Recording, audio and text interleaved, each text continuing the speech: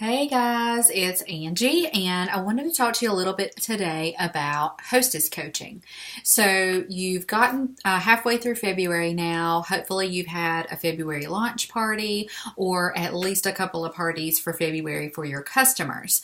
So, what you want to think about as you're going through the rest of the catalog into March, April, May, June, and July is the next step that's really important to keep your party schedule going.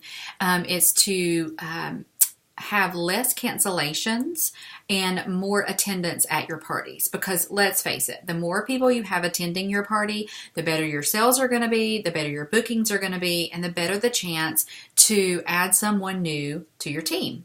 So we've got our bookings, let's just say our calendars are full and we're ready to start hostess coaching. There is a fabulous hostess coaching worksheet on 31today.com. You can just search in the search bar for hostess coaching checklist, and this one piece of paper will come up. My advice is to print one for every party on your calendar.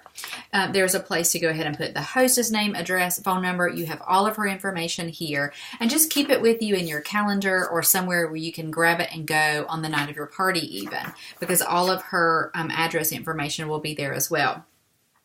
Keep this out where you can see it up until the day of her party, because this is going to keep you in line to go over everything that you need to cover and not miss anything. It's our job to think that your hostess has no idea how to have a successful party. This goes for online parties, home parties, restaurant parties, anything that you are doing with another person that is not in this business. You need to assume that you need to walk them every step of the way, just like a new consultant. So you want to make sure that you're telling her everything, and it's a little monotonous if you have 4 or 5 parties in a month to remember what you told your first hostess and what you told your second hostess. So this is a great checklist to just keep you on track. You want to have at least 3 connections with your hostess before the party. So your first connection is where you go over the information with her about her party. Give her a couple of catalogs, some outside order forms. Talk to her about that. Go over the hostess portal in the back office if she's using the invitations that are provided there and her getting her email addresses to you for her guest list. Ask open-ended questions about what kind of party she prefers. A home party, a Facebook party, a restaurant party, a catalog party, a fundraiser. See what success looks like to her.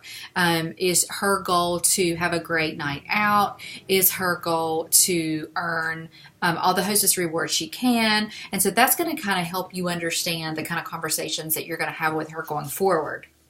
So after some time passes by, you need to have a second connection with her. And some people are going to prefer email or text. Some people are going to prefer phone calls. And I have found that it's a generational thing.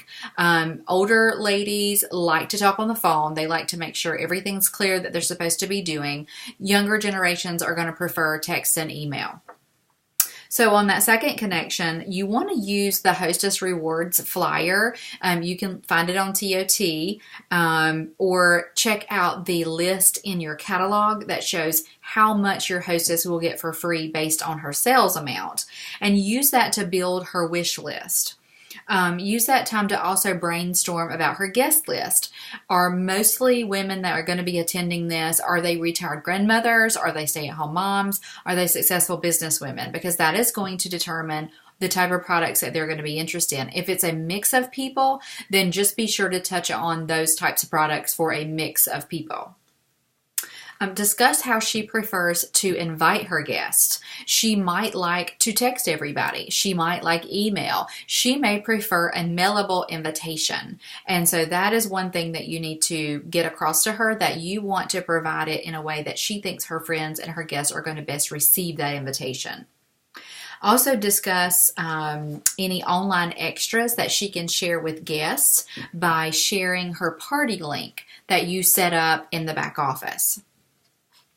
The third connection is going to be just before her party, about 2 days before. Encourage her to send reminders to her party. I can't tell you the number of times I've been standing, getting ready to start a party, and she starts wondering where all of her friends are, and she starts messaging them, hey, where are you? Oh my gosh, I forgot, I so wanted to be there. I'm so sorry, I don't have a babysitter.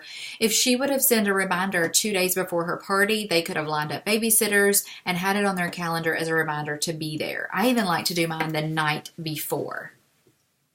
Remind your hostess about gathering those outside orders. So if there were people that could not attend her party, remind her to get those outside orders at work or her husband's work or neighbors or family that's out of town. Turn those into you the night of your party. That way you're not waiting for all of these random orders to trickle in, and you can just close that party right away.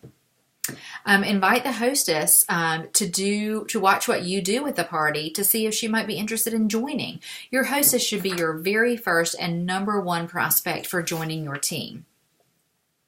And then after the party, you want to have another connection with her to send a thank you note and to also share the gift of 31 with her again. And each of these things are checkoffs on this sheet. And so a great way to keep up with everything, I always, before every party, take a manila folder. This is my very high-tech way of keeping up with stuff.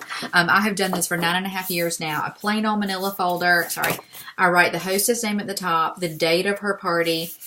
Throughout her party, if there's any notes, if I need to go home and check back with a guest, if I'm waiting on money from someone, all my notes are written on the outside. All of her order forms go in here during the party. And then I can also stick her Hostess Coaching Checklist right down inside. And that way, everything that pertains to her party is right here together and in my files for the next time that I'm going through, or if I need to refer back to something and I can't get in the computer system for any reason. It's just a great backup and follow-up way to keep up with your notes and your parties. So I wish you guys a much success in your finishing February and booking into March and into the future. Just know that successful hostess coaching will change your business. If you book a party and you never speak to that hostess again until the night of her party, she's probably, if she doesn't cancel, she's probably not going to have very many people at her party. This is just prep work to ensure that your time spent away from your family at night or on the weekends is used to the best of your ability, that it is the most successful that you can make it. If you're going to be away from your family, you want it to be a success, and so this is the way to ensure that that happens. So get on the Hostess Coaching Checklist on 31today.com, or I will also add it to our Team Daily WWF lineage file for you to refer back to. Okay? Happy partying!